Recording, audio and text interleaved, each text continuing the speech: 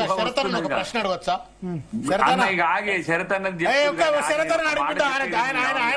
ఆయన advocate journalist అన్ని కదా, వారిని అడుగుతా ఒక్క మాట అన్న. నాకు డౌట్ దాకరణ మీరు కూడా వినాలా, ఇది నిజంగా డౌట్ ఇది నాకు.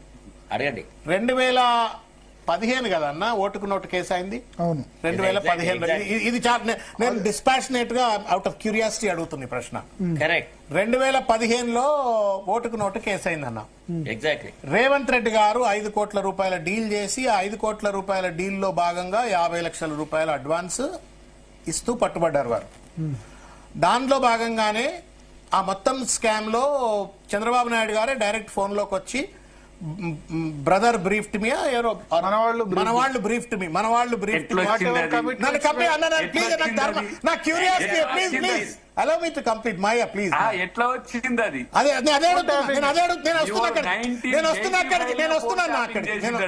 నేను వస్తున్నాను అక్కడికి. కానీ ఇక్కడ ఏంటంటే టాపిక్ వల్ల మంచి జరిగింది. 30 సెకండ్ అన్న దాకర్ నాగే. అప్పుడు చంద్రబాబు నాయుడు గారు దొరికినారు, రేవంత్ రెడ్డి గారు దొరికినారు, ఇంకా కొంతమంది పాత్రదారులు ఎవరుండే వాళ్ళ పేర్లు బయటికి రాలేదు. సరే కేసులో ఛార్జ్ షీట్ ఏందో నేను లోపలికి పోలేదు. ఆ ప్రయత్నం అంతా ఏంటి, ప్రజలెన్నుకున్నటువంటి ఒక తెలంగాణ ఉద్యమ నేపథ్యంలో వచ్చిన ప్రజలెన్నుకున్న ప్రభుత్వాన్ని మనకు కనబడ్డది స్టీఫెన్సన్ ఒక్కడే. కానీ నాకు గుర్తు, ఆ రోజు మేము కూడా గాంధీ భవన్ లో అక్కడిక్కడ ఉన్నప్పుడు అనుకున్నది ఏంటంటే, రేవంత్ రెడ్డి వాళ్ళు తెలుగుదేశం వాళ్ళు 10-12 మంది ఎమ్మెల్యేలను తయారు చేస్తున్నారట, ప్రభుత్వాన్ని కూలుస్తారట, ఈ ప్రభుత్వం పడిపోతుందట అనేటువంటి ఒక అంతర్లీనంగా గుప్చుప్ అంటాం కదా, గుప్చుప్ చర్చలు జరిగింది.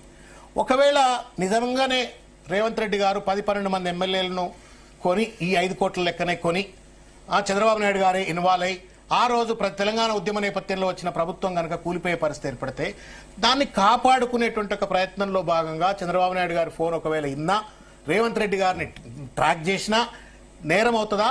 నేరం అంటే చట్టం ప్రకారం నేరం కావచ్చు.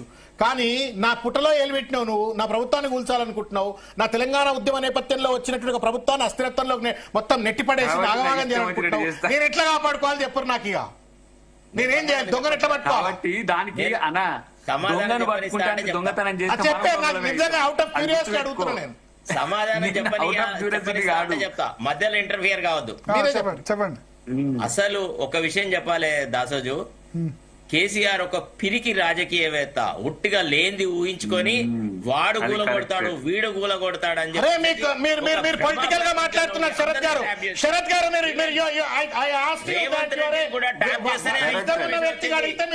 మీరు పొలిటీషియన్ లెక్క మాట్లాడుతున్నారు. పొలిటీషియన్ గా మాట్లాడుతున్నారు మీరు. నా కళ్ళ ముందు అక్కడ మీకు తెలియకుండా ఎట్లా నేను చెప్పాలా?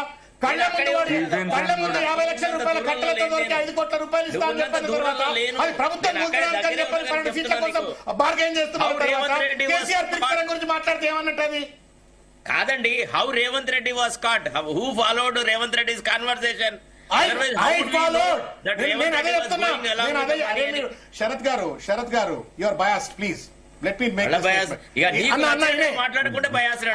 అరే మీరు అర్థం కావటం మాడుతున్నానా? నా ప్రభుత్వాన్ని కూల్చడానికి 5 కోట్ల రూపాయలతో ఒక ఎమ్మెల్యే మన కళ్ల ముందు కనబడి దొరికినప్పటికీ కూడా 12 మంది శాసనసభ్యులను కొని ప్రభుత్వాన్ని అతలాకుతలం చేయాలని చెప్పని, ప్రజలెన్నుకున్నటువంటి ప్రభుత్వాన్ని నాశనం చేయాలని చెప్పని చంద్రబాబు నాయుడు గారి ఒక పెద్ద నాయకుడు కూడా అందులో ఇన్వాల్వ్ అవుతున్నట్టు అని చెప్పని మన కళ్ళ ముందు కనబడ్డది. మనకు కనబడేది ఒకటైనప్పటికీ వెనుక 12 మంది ఉన్నారు అని చెప్పని మనకు చెప్తున్నారు. ఇది ఏం చేయాలి చెప్పండి ప్రభుత్వం? మేము చూసినాం సార్, మీకు తెలియదు, అనుభవం లేదు.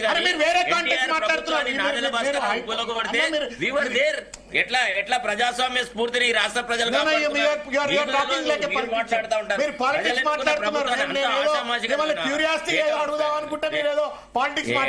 మీరు మరి ఎన్టీఆర్ ప్రభుత్వాన్ని కూలిస్తే, నాదెళ్ల భాస్కర్ రావు కూలిస్తే ఏం జరిగింది? ఏమైంది? ఎట్లా జరిగింది? ఈ రాష్ట్రం లోపల కేసీఆర్ ప్రభుత్వాన్ని కూల్చేంత సత్తా సామర్థ్యం కాంగ్రెస్. ఎన్టీ రామారావు ప్రభుత్వాన్ని నాదెళ్ల భాస్కర్ రావు కూల్చడానికి, తెలంగాణ ఉద్యమ నేపథ్యంలో వచ్చిన కేసీఆర్ ప్రభుత్వాన్ని కూల్చడానికి, దాని వెనుక ఉన్నటువంటి ఒక 100లాది మంది త్యాగాలకు, 70 సంవత్సరాల స్వతంత్ర పోరాటం తర్వాత వచ్చిన తెలంగాణ ప్రభుత్వాన్ని ఆంధ్ర పాలక వర్గం తొత్తులుగా మారి రేవంత్ రెడ్డి కూల్చడానికి చాలా తేడా ఉందన్నా. దాని వెనుక మీ పోరాటం, నా పోరాటం, దయాకరణ పోరాటం, ఈ భరతన్న పోరాటం, అందరి పోరాటాలు ఉన్నాయి.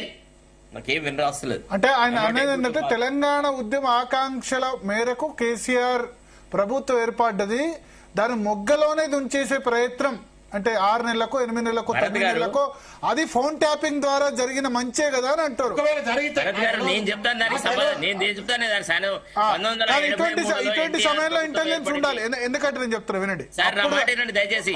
ఒక్క నిమిషం. నేను ఇక్కడ దాసో శ్రవణ్ గారిని సపోర్ట్ చేయ అనట్లేదు, కానీ ఒకటి అప్పుడు గనక తెలంగాణ ప్రభుత్వం గనక కూలి ఉంటే, అంటే ఎమ్మెల్యేలు 10 మంది వ్యతిరేకంగా చేసి ఉంటే మాత్రం ఈ పరిస్థితి ఈ విధంగా ఉండేది కాదు. ఇన్స్టేబిలిటీ ఉండేది తెలంగాణలో. నాశనం అయిపోయింది. ఎస్, అది గారు, ఈ పర్ క్యాపిటా ఇన్కమ్, భరత్ ఈ గారు. GDP, Yeah. ఈ హైదరాబాద్ భరత్ గారు. అభివృద్ధి, ఈ రైతులు, ఈ సస్యశ్యామలం సర్వనాశనం అయిపోయింది. నేను సమస్య- మళ్ళీ నేను ఏమంటున్నా అంటే సమాధానం ఇస్తాను. ఇక్కడ ఆంధ్రలో ప్లీజ్. ఎవరైనా సరే, నడిపేయమంటే ఇప్పుడు ఒక్క నిమిషం. అప్పుడు రేవంత్ రెడ్డి ఓటుకు నోటు, దాని తర్వాత 12 మంది ఎమ్మెల్యేలు టీడీపీ నుంచి కలిసినా సరే ప్రజలు జస్టిఫై చేసుకున్నారు, దాన్ని ఎవరు తప్పుపట్టలే. ఓకే, ప్రజలు దాన్ని యాక్సెప్ట్ చేశారు, ఎందుకంటే ఈయన ప్రభుత్వాన్ని గులగొట్టాలని చూశారు కాబట్టి ఆయన టీడీపీ వాళ్ళని విలీనం చేసుకున్నారు అనుకున్నారు. అప్పుడు నిజంగా కూలిపోయి ఉంటే డెఫినెట్ గా తెలంగాణకైతే ఇబ్బందికర పరిణామాలు, రాష్ట్ర పరంగా ఇబ్బందికరమాలు. సరే 2018లో తెలంగాణ మొత్తం సర్వనాశనం అవుతుండండి. కానీ 2018లో అవసరం లేకుండా 12 మంది ఎమ్మెల్యేలు కలుపుకోవడం తప్పు. కాంటెక్స్ట్ అవుట్ ఆఫ్ అన్న మీరు ఆహా. అర్థనా? 2018లో అవసరం లేకుండా 12 మంది ఎమ్మెల్యేలు కలుపుకోవడం కూడా నేను కేసీఆర్ సమాధానం చేసిన తప్పు. టీఆర్ఎస్ లో ఉన్న వాళ్ళే చాలా మంది అంటారు తప్పు. నేను సమాధానం తప్పు చెప్పాలి. అది. తప్పు. ఇప్పుడు అది వేరే. ప్రాబ్లం ఎక్కడ వస్తుందంటే దాసో శ్రవణ్ గారికి ఆయన చాలా పాత్రలు పోషించినాడు కాబట్టి ఆయనకు పాపం ప్రాబ్లం మాట్లాడడంలో కొన్ని ఇరుకాటాలలో ఉంటాడు. కానీ ఒక మాట అండి, మేము ఎన్టీఆర్ ప్రభుత్వం 1983లో ఏర్పడినప్పుడు I was a journalist, I was there. 1984లో నాదెళ్ల భాస్కరరావు చాలా ఘోరాతి ఘోరంగా చాలా మంది ఎమ్మెల్యేలను తీసుకొని పోయి ప్రభుత్వాన్ని కూలగొట్టినాడు. ఎన్ని రోజులు ఉండగలిగినాడు? తర్వాత ఏ పార్టీ అయితే తెలంగాణ ఏర్పరిచింది అని ప్రచారం జరుగుతున్న సోనియా గాంధీ పార్టీని కాదని టీఆర్ఎస్ ప్రభుత్వాన్ని ఎన్నుకున్న ప్రజలు కేసీఆర్ ప్రభుత్వం కూలగొడితే చూస్తూ ఊరుకుంటారా? ఏం మాట్లాడుతున్నారండి? ప్రజలను అవమానపరిచే విధానం ఇది. ఎట్లా ఒప్పుకుంటారండి? అంత ఈజీగా? మీరు తెలిసిన వాళ్ళకి చెప్పొచ్చు, తెలియని వాళ్ళకి కాదు. చెప్పొచ్చు, కానీ మీకు అన్ని తెలిసిన పోనీ, వాళ్ళకి తెలిసి ఆడు తర్వాత తెలియని ఆయన చెప్తున్నారు చేసిన మీరు. practice మీరు- ఏంటి? మీరు- మీరు ఒక్క నిమిషం, మీరు ఆ శరత్ అన్న మాట్లాడిన దాంట్లో మీరు చూడలేదు sir. answer. NTR Let me answer అన్న. జరిగిన నేను వైలెన్స్ చెప్పేది కనుక మీరు చూస్తుంటే మీరు ఈ మాట మాట్లాడారు. అన్న నేనేం చిన్నపిల్లగా అన్నా, నాకు 58 ఏండ్లు వచ్చినాయి. ఎన్టీ రామారావు కరెక్టే కానీ కథంతా నాకు కూడా ఎరుకే. ఆనాడు జరిగిన పరిస్థితి అన్న, మీకు వినండి, తెలుసా? వినండి అన్న, నేను ఉస్మాన్ యూనివర్సిటీలో ఒక విద్యార్థి ఉద్యమ నాయకుడిని ఆ రోజుల్లో. కానీ వినండి ఒక విషయం, మీరు నాదెండ్ల భాస్కర్ రావు ఎన్టీ రామారావు ప్రభుత్వాన్ని కూల్చేటువంటి ఒక ఉదంతానికి చంద్రబాబు నాయుడు గారు, రేవంత్ రెడ్డి గారు కలిసి కేసీఆర్ ప్రభుత్వాన్ని కూల్చేటువంటి ఒక ఉదంతానికి కనుక కంపేర్ చేస్తే మీకు దండం, మోకాలకు బోడిగుండుకు లింక్ పెట్టినట్టు అవుతుంది. ఒకటి ఎందుకు అంటే అన్న నన్ను కంప్లీట్ అన్న please allow me to come, I listen to you కదా, please allow me to complete, then you talk, you accuse me of anything, I listen. రెండో పాయింట్ ఏంటంటే, తెలంగాణ ఉద్యమ కాలంలోనే మా దాయకరణ కెరక మీకు కూడా తెలుసని నేను అనుకుంటున్నా. తెలంగాణ ఉద్యమ కాలంలోనే తెలంగాణ వస్తే కూడా ఈ లంగలు తెలంగాణ పరిపాలించుకోలేరు, రెండు రోజులు అయిపోతే కిరణ్ కుమార్ రెడ్డి లాంటి వాళ్ళే అన్నారు కరెంటు కష్టాలు వస్తాయి, నీళ్ల కష్టాలు వస్తాయి, మళ్ళా బలవంతంగా ఆంధ్రలో తెలంగాణను కలపండి అని చెప్పని ఉద్యమాలు వస్తాయని చెప్పని అన్నటువంటి ఒక తెలంగాణ. నీళ్లు లేవు, కరెంటు లేవు, రైతుల కష్టాలు, నిధులు లేవు, నియామకాలకు లక్షల ఉద్యోగాలు కావాలని చెప్పి నిరుద్యోగులు ఎదురు చూస్తున్నటువంటి ఒక తరుణంలో 8 నెలల్లోనే ఆ ప్రభుత్వాన్ని రేవంత్ రెడ్డి గారు, చంద్రబాబు నాయుడు గారు కూల్చాలని ఒక కుట్రపూరిత ప్రయత్నం చేస్తుంటే దాన్ని ఎట్లా కాపాడుకోవాలి? మీరేమంటున్నారు? కూలాలా? కూలిన తర్వాత మళ్ళా తెలంగాణలో రోడ్ల మీద రావాలా? మళ్ళా ఆంధ్ర పోలీసులతో దెబ్బలు తినాలా? దాని తర్వాత మళ్ళా ప్రభుత్వం మళ్ళా రాగారు ఇంటర్వల్ లెక్క అంటే నేనేం సమాధానం చెప్పలేదు. నేను సమాధానం చెప్పలేదు. సరే, అంటే దాసోజుని ఒక ప్రశ్న అడగొచ్చా? నేను ఒక్క నిమిషం, నేను ఇక్కడ ఏం చెప్తా అంటే, సరే దాసోజుని ఒక ప్రశ్న అడగొచ్చా? ఒక్క నిమిషం. చెప్పాను. పిరికి నాయకుడు చేసేది ఎప్పుడు కూడా చాలా భయానక ఉంటది. ఇట్లానే ఉంటది. దమ్మున్నోడు నిజంగా వారు అన్నట్టుగా అప్పుడున్న కేసీఆర్ కున్న క్రేజ్ కి ఈ పరిస్థితులు వస్తే ఎన్టీఆర్ మొదటైనట్టే అవుతుండే. అది ఉద్యమం ఇంకా ఊపు పోలేదు. ఆయన అప్పుడప్పుడే ముఖ్యమంత్రి ఈ విషయంలో counter ఆయన భయపడి ఇద్దరు మాట్లాడుతున్నారు, మీరు ఛాన్స్ ఇస్తారు. కౌంటర్ కాదు, ఆగి నేను చెప్పని ఊట కౌంటర్లే నాకు ఇచ్చుకుంటా కూర్చుంటే చెప్పాల్సి చెప్పు, నేను కూర్చోబెట్టి చెప్పు. వాళ్ళతో కౌంటర్ ఏంటి. కానీ వినండి, ఆ రోజుల్లో ఎవరు మాట్లాడినరు ఆయనకు వ్యతిరేకంగా? ఎవరు మాట్లాడాలి? ఇప్పుడు ఈ చర్య ఇప్పుడు ఫోన్ ట్యాపింగ్ కేసే ఓటుకు నోటిదే అంటుండ్రు కదా. మీరు ఓటుకు నోటు కేసులో 9 సంవత్సరాలు 7 సంవత్సరాలు మీరు ఏం చేయలే, ఏమి కూడా చేయలే. కానీ మీరు ఫోన్ ట్యాపింగ్ చేసిన అంశాన్ని ఈ కేసు ఉంటదని తెలిసినా 1 సంవత్సరం లోపే దీన్ని వేయడంతోనే పాటు మొత్తం విచారణ జరుగుతుంది మీ కాలంలో జరిగిందంటే మీరు చేసిందని అర్థం. రెండవది, ఇప్పుడు దాంట్లో ఏదో రేవంత్ రెడ్డి గారు అక్యూజ్ అయితే మీరు చెప్పుకోవడానికి ఉపయోగపడుతుంది, కానీ మీరు ఎప్పుడు కూడా ఒక పని చేసేటప్పుడు సహేతుకంగా చేస్తున్నామా లేదా? మీరు స్టీఫెన్సన్ కూడా ట్యాప్ చేస్తారు, కెమెరాలు పెడితే ఈవెంట్ మేనేజ్మెంట్ మన ఏది మిస్ వరల్డ్ చేసినట్టు క్రికెట్ చేసినట్టు కింద ఒక కెమెరా పైన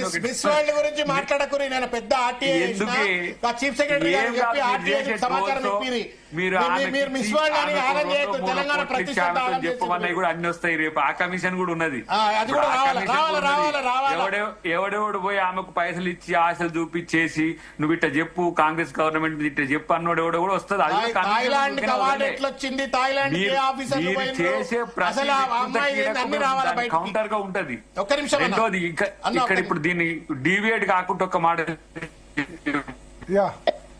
నేను నా అబ్జర్వేషన్ లో ప్రజలిచ్చిన మ్యాండేట్ ను ఇంత పెద్ద ఎత్తున మిస్యూజ్ చేసిన నాయకులు అంటే మీరు నాకంటే పెద్ద కానీ నేను చూడలేదు. నేను కూడా ఎన్టీఆర్ గారి కాంచి రాజకీయాలు ఫాలో అవుతున్నా కానీ మరీ ఇంత ఇంటెన్సివ్ గా లేదు. అఫ్ కోర్స్ విజయభాస్కర్ రెడ్డి గారు, నేదులమల్లి జనార్దన్ రెడ్డి గారు ఇట్లా చూసినాం గానీ నీకు ఇంత పెద్ద ఎత్తున 88 సీట్లు ఇచ్చిండ్రు. మొదటిసారి అంటే 61 సీట్లు 63 సీట్లు వచ్చినాయి అనుకో. రెండవసారి క్లీన్ మ్యాండేట్ మా మనసులతోనో మిషన్లతోనో వచ్చినాయి నీకు 88. ఇక అప్పుడేం పుట్టే అప్పుడు కాంగ్రెస్ మర్జీ చేసుకుంటూ మళ్ళీ 12 సీట్లు. అప్పటికి కూడా ఉందా? మళ్ళీ అప్పటికేమైనా ఉందా సెక్యూర్ గా? మళ్ళా వాడేవాడు ఫస్ట్ టర్మ్ లో టీడీపీని కాంగ్రెస్ ఎమ్మెల్యే తీసుకుని ఏం తప్పుబట్టలే. 5 ఫస్ట్ తీసుకున్నాడు కాంగ్రెస్. ఆమోస్ గారితో సహా ఎమ్మెల్సీలతో ఏమైతే సార్ ఆమోస్ గారు 6 ఎమ్మెల్సీలు తీసుకున్నాడు. 12 మంది టీడీపీ వాళ్ళని తీసుకున్నాడు. రెండవ దఫాలో 88 ఉన్నా 12 తీసుకున్నాడు. 88 ఉన్నా ఎందుకంత భయం అని అంటారు దయాకర్ గారు. అంతే కదా, 88 ఉన్నా ఎందుకంత. ఈ టాపిక్ క్లోజ్ చేయాలి. Close 5 minutes.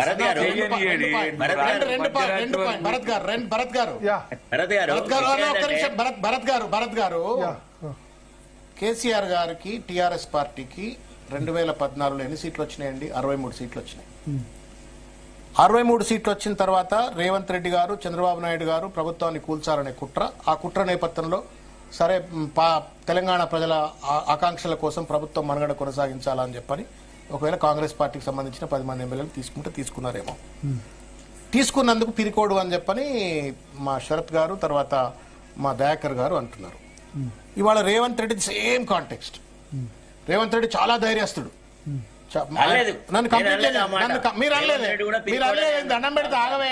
మీరు అనలేదే, మీరు అన్నారన్నా అనే నేను ధైర్యస్తుడు. అదే ధైర్యస్తుడు ముచ్చటే మాట్లాడుతున్నా. అన్న 64 సీట్లు వచ్చినాయి. 64 సీట్లు వచ్చాయి, 7 ఎంఐఎం సీట్లు వచ్చాయి, 71 సీట్లు ఉన్నాయి. ఏ కారణం?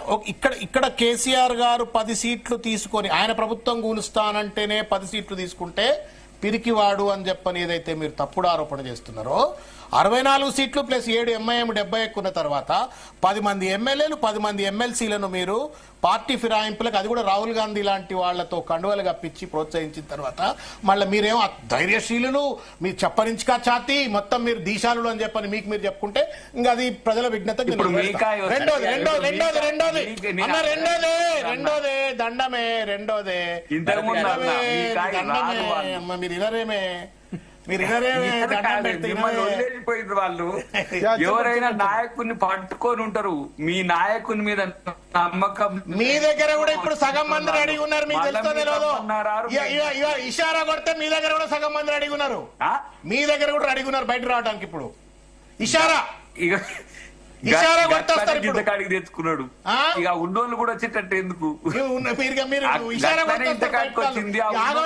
తెలంగాణ చెప్పల దొంగ ముఖ్యమంత్రి అని చెప్పిన ఆయన చెప్పుకున్న ఆయన కింద ఎట్లా పని చేయాలనుకుంటారు మీరు చెప్పరి? తెలంగాణ ఎక్కడిదే? మీకు తెలంగాణ గురించి కొట్టాడే నైతిక హక్కు మీకు ఎక్కడిది? భారత రాష్ట్ర సమితి తెలంగాణ ఇంకెక్కడిదే? మీరు తెలంగాణ క్లోజ్ చేయాలి. రైతు భరోసా గురించి ఒక్క 15 నిమిషాలు తీసుకుందాం, క్లోజ్ చేయాలి. Last one sentence. దాసోజు గారు కేసీఆర్ గారు 12 మంది ఎమ్మెల్యేలను తీసుకున్న విధానాన్ని కూడా విమర్శించిన వ్యక్తి. దాసోజు ఎన్నడూ పార్డన్ చేయలే. తర్వాత నేను కూడా రేవంత్ రెడ్డి గారు మొన్న ఎమ్మెల్యేలను కొన్న విధానాన్ని విమర్శించి రేవంత్ రెడ్డి పిరికి చర్య ఇది. ఈ రకంగా పార్టీకి సేవ చేసిన వాళ్లను, పార్టీని గెలిపించిన నాయకులను వదిలెట్టి ఇట్లాంటి దుర్మార్గులను తీసుకుంటే నియోజకవర్గాలలో అస్థిరమైన పరిస్థితి ఏర్పడుతుందని నాట్ ఓన్లీ పబ్లిక్లీ క్రిటిసైజింగ్ కాదు, పార్టీ హైకమాండ్ కూడా కంప్లైంట్ చేసిన వ్యక్తిని. I did several programmes on that. Party anti defection అని యాక్ట్ లో అమెండ్మెంట్ తీసుకొస్తానని మీరు మేనిఫెస్టో ఇచ్చి మీరే కండువాలు కప్పడం తప్పు అని మాట్లాడిన వ్యక్తిని మొట్టమొదట నేను ఎప్పుడు సమర్థించలేదు ఆనాడు కూడా. అయితే అన్న ప్రాబ్లం హియర్ ఇస్ దిస్, ఇద్దరు వ్యక్తులు ఎవరైతే దాసోజు అండ్ తర్వాత మన దయాకర్ గారు, వీళ్ళకి ఎంతో కొంత మారల్ వాల్యూస్ ఉన్నాయి. అన్న I'm okay, you are not okay, philosophy మీ ఇష్టం, మీ దండం, మీరు ఎట్లా అనుకుంటే అట్లా అనుకోరు. You are immoral and we're immoral, all that is fine, we accept it. కూడా మాట్లాడిండి, నేను ఇదే గాంధీ భవన్ లో కూర్చొని సరే పార్టీ స్టాండ్ ను కేసీఆర్ గారు డిఫెక్షన్స్ జరిగినప్పుడు పార్టీ పరమైన స్టాండ్స్ చెప్పినప్పటికీ కూడా మీరు ఒక తెలంగాణ వ్యక్తిగా, తెలంగాణ ఉద్యమకారుడిగా ఆ రోజు, ఇవాళ పిసిసి అధ్యక్షుడు కావచ్చు, ఆయన ముఖ్యమంత్రి కావచ్చు, కానీ ఆ రోజు తెలుగుదేశం పార్టీలో ఉంటూ తెలంగాణకు వ్యతిరేకించి తెలంగాణ రాకుండా అడ్డుపడ్డటువంటి చంద్రబాబు నాయుడు గారి యొక్క పంచన చేరి ఆ రోజు తెలంగాణ ఉద్యమ నేపథ్యంలో వచ్చిన ప్రభుత్వాన్ని కూల్చడంలో తెలంగాణ ఉద్యమాన్నే వమ్ము చేసేటువంటి ప్రక్రియ, తెలంగాణని ఓడగొట్టేటువంటి ప్రక్రియ, శాశ్వతంగా 70 సంవత్సరాల తర్వాత వచ్చిన తెలంగాణను ప్రభుత్వాన్ని కూడా నిలబెట్టుకోలేని సన్నాసులు, బలహీనలు అని చెప్పని ఆంధ్ర పాలక వర్గం, పెట్టుబడిదారులు కుట్రపూరితంగా చేసిన ఒక దుర్మార్గమైన ప్రయత్నం అది. దాని నేపథ్యమే మీరు పిరికితనం అంటారా, ఇంకోటి అంటారా, నాకు తెలిసి ఆ నేపథ్యమే. నన్ను మీరు చంపుడేందిరా, నా ప్రభుత్వాన్ని మీరు చంపుడేంది, నా తెలంగాణ ప్రభుత్వాన్ని మీరు చంపుడేంది, నేనే గుంజుకుంటా అని చెప్పని వారు గుంజుకున్నారు కావచ్చు. ఇది నేను అంతర్లీనంగా గాంధీ భవన్ లో 100 సార్లు కూర్చున్న వ్యక్తులతో నేను చర్చలు చేసిన అంశాలు. దయాకర్ గారు ఒప్పుకోకపోవచ్చు, అది బయట ఎవరు సర్టిఫై కూడా చేయరియాల.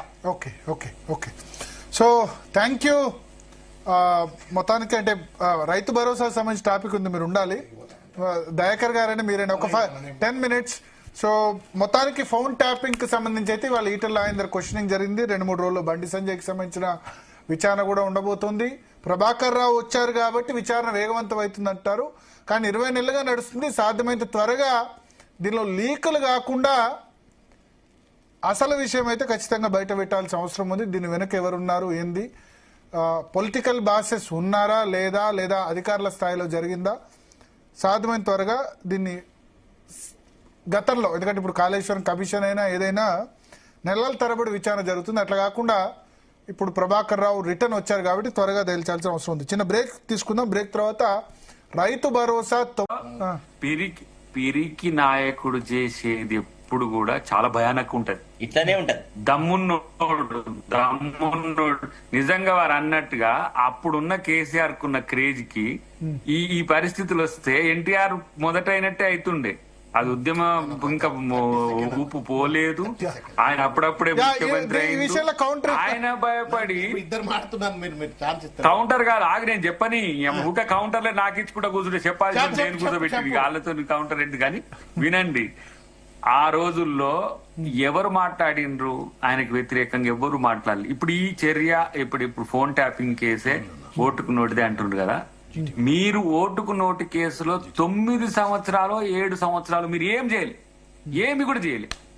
కానీ మీరు ఫోన్ ట్యాపింగ్ చేసిన అంశాన్ని ఈ కేసు ఉంటదని తెలిసినా 1 సంవత్సరం లోపే దీన్ని వేయడంతోనే పాటు మొత్తం విచారణ జరుగుతుంది. మీ కాలంలో జరిగిందంటే మీరు చేసిందని అర్థం.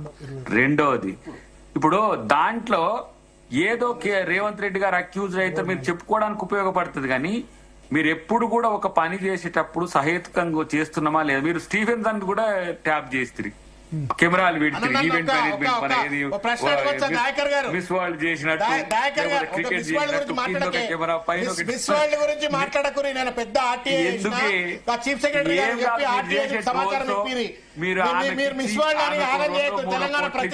చెప్పమన్నా కూడా అన్ని వస్తాయి. రేపు ఆ కమిషన్ కూడా ఉన్నది. ఎవడెవడు పోయి ఆమెకు పైసలు ఇచ్చి ఆశలు చూపించేసి నువ్వు ఇట్లా చెప్పు, కాంగ్రెస్ గవర్నమెంట్ ఇట్లా చెప్పు అన్నోడు ఎవడో కూడా వస్తుంది. అది ఎట్లా వచ్చింది, థాయిలాండ్ ఏ ఆఫీసర్ చేసే అసలు ఆ అమ్మాయి అన్ని రావాలా బయట కౌంటర్ గా ఉంటది. ఒక్క నిమిషం అన్న. రెండోది అన్న, ఇక్కడ ఇప్పుడు దీన్ని డీవియేట్ కాకుండా ఒక మాట యా నేను నా అబ్జర్వేషన్ లో ప్రజలిచ్చిన మ్యాండేట్ ను ఇంత పెద్ద ఎత్తున మిస్యూజ్ చేసిన నాయకులు అంటే మీరు నాకంటే పెద్ద కానీ నేను చూడలేదు. నేను కూడా ఎన్టీఆర్ గారి కాంచి రాజకీయాలు ఫాలో అవుతున్నా కానీ మరీ ఇంత ఇంటెన్సివ్ గా లేదు. అఫ్ కోర్స్ విజయభాస్కర్ రెడ్డి గారు, నేదులమల్లి జనార్దన్ రెడ్డి గారు ఇట్లా చూసినాం గానీ ఓకే నీకు ఇంత పెద్ద ఎత్తున 88 సీట్లు ఇచ్చిండ్రు. మొదటిసారి అంటే 61 సీట్లు 63 సీట్లు వచ్చినాయి అనుకో. రెండవసారి క్లీన్ మ్యాండేట్ మా మనసులతోనో మిషన్లతోనో వచ్చినాయి నీకు 88. ఇక అప్పుడేం పుట్టే అప్పుడు కాంగ్రెస్ మర్జీ చేసుకుంటూ మళ్ళీ 12 సీట్లు. అదే తప్పు. అప్పటికి కూడా ఉందా? మళ్ళీ అప్పటికేమైనా ఉందా సెక్యూర్ గా? మళ్ళా వాడేవాడు ఫస్ట్ టర్మ్ లో టీడీపీని కాంగ్రెస్ ఎమ్మెల్యే తీసుకుని ఏం తప్పు పట్టలే. 5 ఫస్ట్ తీసుకున్నాడు కాంగ్రెస్. ఒక కాంటెక్స్ట్ ఆమోస్ గారితో సహా ఎమ్మెల్సీలతో ఏమైతే సార్ ఆమోస్ గారు కంప్లీట్ అయ్యండి. 6 ఎమ్మెల్సీలు తీసుకున్నాడు, 12 మంది టీడీపీ వాళ్ళని అర్థమైంది మీ point. తీసుకున్నాడు. రెండవ దఫాలో 88 ఉన్నా 12 తీసుకున్నాడు. 88 ఉన్నా ఎందుకంత భయం అని అంటారు దయాకర్ గారు. అంతే కదా, 88 ఉన్నా ఎందుకంత. ఈ టాపిక్ క్లోజ్ చేయాలి. Close 5 minutes.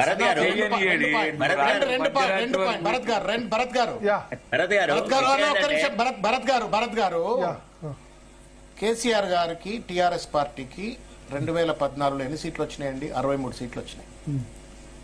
63 సీట్లు వచ్చిన తర్వాత రేవంత్ రెడ్డి గారు, చంద్రబాబు నాయుడు గారు ప్రభుత్వాన్ని కూల్చాలనే కుట్ర. ఆ కుట్ర నేపథ్యంలో సరే తెలంగాణ ప్రజల ఆకాంక్షల కోసం ప్రభుత్వం మనుగడ కొనసాగించాలని చెప్పని ఒకవేళ కాంగ్రెస్ పార్టీకి సంబంధించిన 10 మంది ఎమ్మెల్యేలు తీసుకున్నారేమో. తీసుకున్నందుకు పిరికోడు అని చెప్పని మా శరత్ గారు, తర్వాత మా దయాకర్ గారు అంటున్నారు. ఇవాళ రేవంత్ రెడ్డి సేమ్ కాంటెక్స్ట్. రేవంత్ రెడ్డి చాలా ధైర్యస్తుడు. నన్ను కంప్లీట్ మీరు అనలేదే దండం పెడితే ఆగవే. మీరు అనలేదే, మీరు అన్నారన్నా అనే నేను ధైర్యస్తుడు. అదే ధైర్యస్తుడు ముచ్చటే మాట్లాడతానా. నేనే చెప్పిన అన్న 64 సీట్లు వచ్చినాయి. 64 సీట్లు వచ్చాయి, 7 ఎంఐఎం సీట్లు వచ్చాయి, 71 సీట్లు ఉన్నాయి. ఏ కారణం? ఇక్కడ కేసీఆర్ గారు 10 సీట్లు తీసుకొని ఆయన ప్రభుత్వం కూలుస్తానంటేనే 10 సీట్లు తీసుకుంటే పిరికివాడు అని చెప్పని ఏదైతే మీరు తప్పుడు ఆరోపణ చేస్తున్నారో, 64 సీట్లు ప్లస్ 7 ఎంఐఎం 71 ఉన్న తర్వాత 10 మంది ఎమ్మెల్యేలు 10 మంది ఎమ్మెల్సీలను మీరు పార్టీ ఫిరాయింపులకు, అది కూడా రాహుల్ గాంధీ లాంటి వాళ్లతో కండువలు కప్పించి ప్రోత్సహించిన తర్వాత మళ్ళీ మీరేమో ధైర్యశీలులు, మీరు చెప్పరించుకా ఛాతి మొత్తం మీరు దీశాలు అని చెప్పని మీకు మీరు చెప్పుకుంటే ఇంకా అది ప్రజల విఘ్నత. రెండోదే దండమే. మీరు ఇనరేమే వాళ్ళు ఎవరైనా నాయకుడిని పట్టుకొని ఉంటారు. మీ నాయకుని మీద నమ్మకం మీ దగ్గర కూడా ఇప్పుడు సగం మంది రెడీ ఉన్నారు. మీకు తెలుసో తెలియదు, ఇషారా కొడితే మీ దగ్గర కూడా సగం మంది రెడీ ఉన్నారు. మీ దగ్గర కూడా రెడీ ఉన్నారు బయట రావడానికి. ఇప్పుడు ఇషారా ఇంతకాడికి తెచ్చుకున్నాడు. ఇక ఉన్నోళ్ళు కూడా వచ్చేటట్టు ఎందుకు తెలంగాణ చెప్పల దొంగ ముఖ్యమంత్రి అని చెప్పిన ఆయన చెప్పుకున్న ఆయన కింద ఎట్లా పని చేయాలనుకుంటారు మీరు చెప్పని. తెలంగాణ ఎక్కడిదే? మీకు తెలంగాణ గురించి కొట్టాడే నైతిక హక్కు మీకు ఎక్కడిది? భారత రాష్ట్ర సమితి తెలంగాణ ఇంకెక్కడిదే? మీరు తెలంగాణ క్లోజ్ చేయాలి. రైతు భరోసా గురించి ఒక్క 15 నిమిషాలు తీసుకుందాం, క్లోజ్ చేయాలి. Last one sentence. దాసోజు గారు, కేసీఆర్ గారు 12 మంది ఎమ్మెల్యేలను తీసుకున్న విధానాన్ని కూడా విమర్శించిన వ్యక్తి. దాసోజు ఎన్నడూ పార్డన్ చేయలే. తర్వాత నేను కూడా రేవంత్ రెడ్డి గారు మొన్న ఎమ్మెల్యేలను కొన్న విధానాన్ని విమర్శించి, రేవంత్ రెడ్డి పిరికి చర్య ఇది, ఈ రకంగా పార్టీకి సేవ చేసిన వాళ్లను, పార్టీని గెలిపించిన నాయకులను వదిలెట్టి ఇట్లాంటి దుర్మార్గులను తీసుకుంటే నియోజకవర్గాలలో అస్థిరమైన పరిస్థితి ఏర్పడుతుందని నాట్ ఓన్లీ పబ్లిక్లీ క్రిటిసైజింగ్ కాదు, పార్టీ హైకమాండ్ కూడా కంప్లైంట్ చేసిన వ్యక్తిని. I did several programmes on that. Party anti defection అని యాక్ట్ లో అమెండ్మెంట్ తీసుకొస్తానని మీరు మేనిఫెస్టో ఇచ్చి మీరే కండువాలు కప్పడం తప్పు అని మాట్లాడిన వ్యక్తిని మొట్టమొదట నేను ఎప్పుడు సమర్థించలేదు ఆనాడు కూడా. అయితే అన్న ప్రాబ్లం హియర్ ఇస్ దిస్, ఇద్దరు వ్యక్తులు ఎవరైతే దాసోజు అండ్ తర్వాత మన వీళ్ళకి ఎంతో కొంత మారల్ వాల్యూస్ ఉన్నాయి. I'm okay, you are not okay, philosophy మీ ఇష్టం, మీ దండం, మీరు ఎట్లా అనుకుంటే అట్లా అనుకోరు. You are immoral and we're immoral, all that is fine, we accept it. No, no, we say అన్న that you are a మొన్న moral మీకాయ కూడా person. మాట్లాడిండి ఎటు ఉంటే అటు మాట్లాడుతుంది.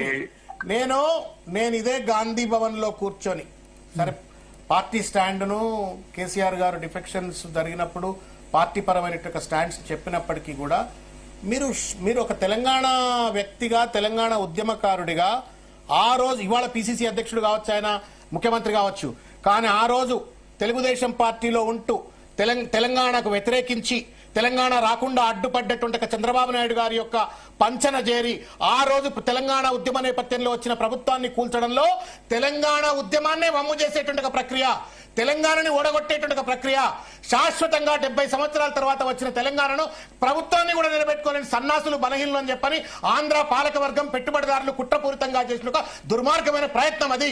దాని నేపథ్యమే మీరు పిరికితనం అంటారా, ఇంకోటి అంటారా, నాకు తెలిసి ఆ నేపథ్యమే.